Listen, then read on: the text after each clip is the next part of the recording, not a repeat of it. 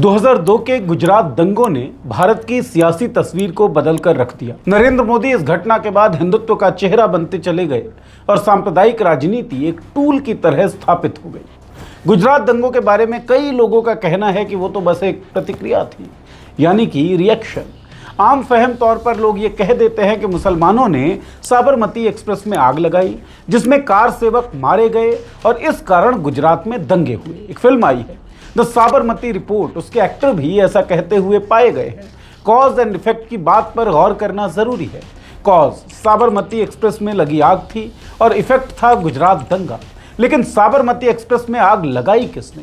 क्या सच में मुसलमानों की भीड़ ने साबरमती एक्सप्रेस में आग लगाई, या फिर क्या उसमें और भी कोई गहरी साजिश थी, या फिर यह केवल एक दुर्घटना थी जिसका प्रयोग सांप्रदायिक राजनेताओं ने अपने हितों के लिए किया? चर्चा उस वीडियो में।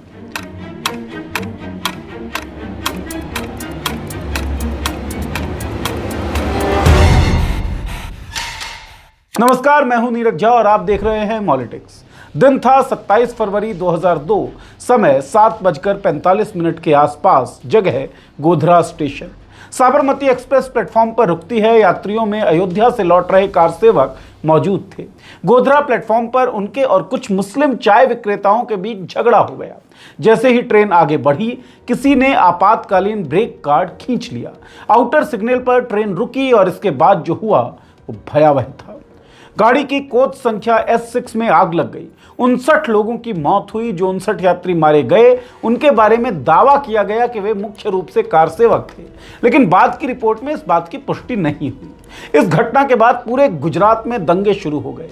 दंगों के मुख्य आरोपी बने नरेंद्र मोदी, जो उस वक्त गुजरात के मुख्यमंत्री थे और 2014 में देश के प्रधानमंत्री बने, लेकिन बाद में कोर्ट ने उन्हें क्लीन चिट दे दी। लेकिन विरोधी आज भी ये नहीं मानते कि नरेंद्र मोदी गुजरात दंगों में शामिल नहीं थे। गुजरात दंगों के तार सीधे तौर पर गोधरा में साबरमती एक्सप्रेस में लगी आग से जुड़ते हैं। साबरमती एक्सप्रेस में लगी आग की जांच के लिए राज्य सरकार ने नानावती मेहता कमीशन का गठन किया।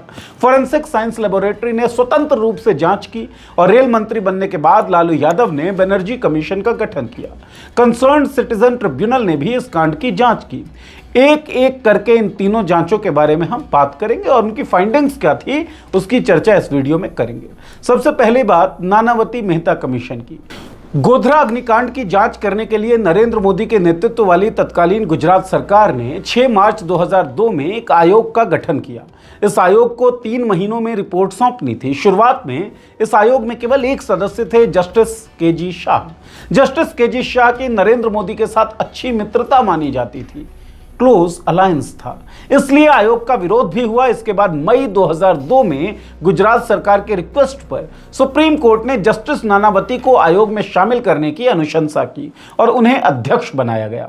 2007 में तहलका द्वारा किए गए एक स्टिंग ऑपरेशन में अरविंद पांड्या, जो गुजरात सरकार के नानावती शाह आयोग के काउंसिल थे, उन्होंने कहा कि नानावती शाह आयोग की रिपोर्ट सरकार के पक्ष में आने वाली है, क्योंकि शाह हमारा आदमी है और नानावती को पैसों से प्रभावित किया जा सकता है। मोदी गोधरा हत्याकांड से इतने क्रोधित थे कि अगर वह मंत्री नहीं होते तो खुद जुहापुरा में बम फेंकने जाते। जस्टिस AH मेहता 2008 में जस्टिस केजी शाह की डेथ के बाद आयोग में शामिल हुए। सितंबर 2008 में इस आयोग ने पहली रिपोर्ट सौंपी। रिपोर्ट में गुजरात के तत्कालीन मुख्यमंत्री को क्लीन चिट मिली। अपनी लंबी प्रतीक्षित रिपोर्ट में GT नानावती और अक्षय मेहता ने कहा कि बॉगी को जलाने की साजिश के तहत 140 लीटर पेट्रोल खरीदी गई। रिपोर्ट के अनुसार मुख्य साजिशकर्ता मौलवी उमर जी द्वारा गोधरा के अमान गेस्ट हाउस में रची गई थी, जो गांधीनगर से लगभग 140 किलोमीटर दूर है, और उसका उद्देश्य क्षेत्र में आतंक फैलाना था। हालांकि इन्हें बरी कर दिया जा चुका है। S6 और S7 कोचों पर 10 से 20 मिनट तक भारी पत्थरबाजी की गई, जिसके बाद आग लगाई गई, जिससे लोग बाहर नहीं निकल सके। रिपोर्ट में कहा गया कि गोधरा के स्थानीय रजा कुरकुर और सलीम पनवाला ने एक दिन पहले पेट्रोल खरीदी थी और उसे कंटेनरों में भरकर लाए थे। इसके अलावा 6 अन्य लोग, शौकत लालू, इमरान शेरी, रफीक, सलीम जरदा, जाबीर और सिराज बाला भी इस भीड़ भाड़ वाली यात्री ट्रेन को आग लगाने में शामिल थे। नानावती मेहता कमीशन की रिपोर्ट के अनुसार S6 और S7 बॉगी के दरवाजे जबरदस्ती खोले गए और एक व्यक्ति हसन लालू ने बॉगी में जलते हुए प्रक्षुब्धों को फेंका। 2004 में कांग्रेस के नेतृत्व में यूपीए गठबंधन की सरकार केंद्र में बनती है। लालू प्रसाद यादव रेल मंत्री बनते हैं और लालू प्रसाद यादव जस्टिस यूसी बनर्जी की अध्यक्षता में एक अलग जांच आयोग का गठन करते हैं, जिसने 2005 में अपनी अंतरिम रिपोर्ट पेश की। आयोग ने अपनी रिपोर्ट में कहा कि ट्रेन में आग जानबूझकर नहीं लगाई गई थी। आयोग को जांच में ऐसा कोई सबूत नहीं मिला जिससे यह साबित किया जा सके कि आग जानबूझकर लगाई गई हो। आयोग ने 27 फरवरी 2002 को रेलवे सुरक्षा बल द्वारा दायर की गई प्रारंभिक रिपोर्ट को भी खारिज कर दिया, जिसमें कहा गया था कि कोच पर भीड़ ने हमला किया था, जिसके बाद आरपीएफ ने गोलियां चलाई थी। बनर्जी कमीशन ने किसी ज्वलनशील लिक्विड के उपयोग की संभावना को पूरी तरह से नकार दिया, क्योंकि पहले जलने की गंध आई, फिर घना धुआं और उसके बाद लपटें उठी। अगर ज्वलनशील लिक्विड उड़ेली गई होती तो ऐसा नहीं होता।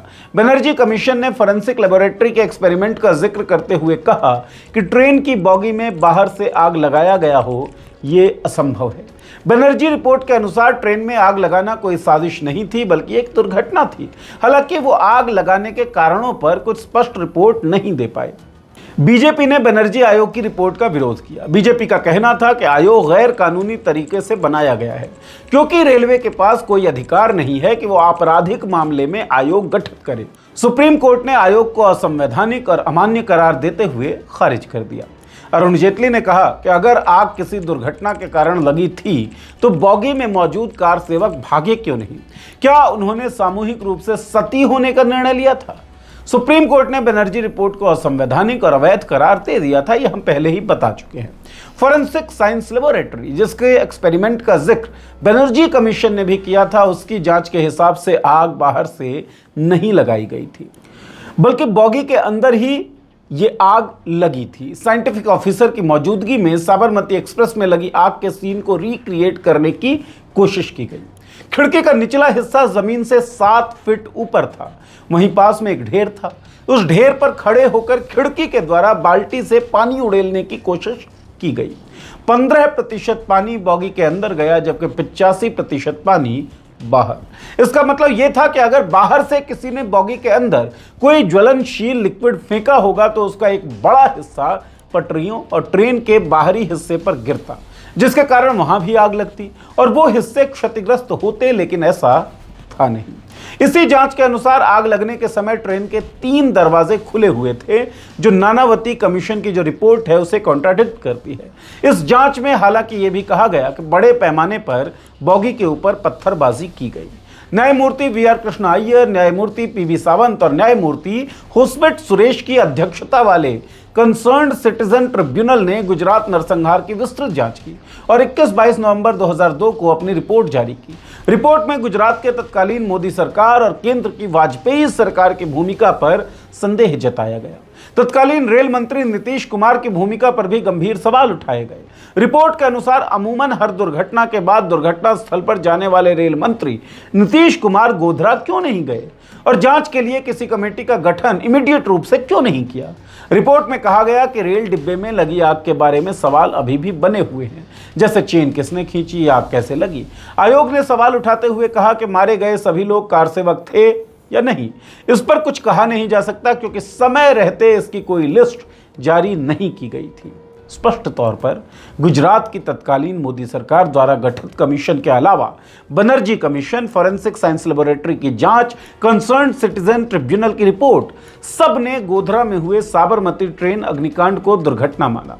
गोधरा अग्निकांड के बाद देश की राजनीति के पैरेलल इन सब रिपोर्ट्स को ध्यान से पढ़ा जाए तो सांप्रदायिक राजनीति की एक साजिश आपको दिखेगी जरूर। किससे फायदा हुआ, कौन हिंदू हृदय सम्राट बना, कौन मुख्यमंत्री से प्रधानमंत्री बना, इन सब चीजों को देखते हुए एनालिसिस करने की जरूरत है। हालांकि कोर्ट के ट्रायल हो चुके हैं, फैसला दिया जा चुका है, लेकिन कुछ कहानियों का द एंड कभी होता नहीं। साबरमती अग्निकांड पर आप क्या सोचते हैं, हमें जरूर बताएं।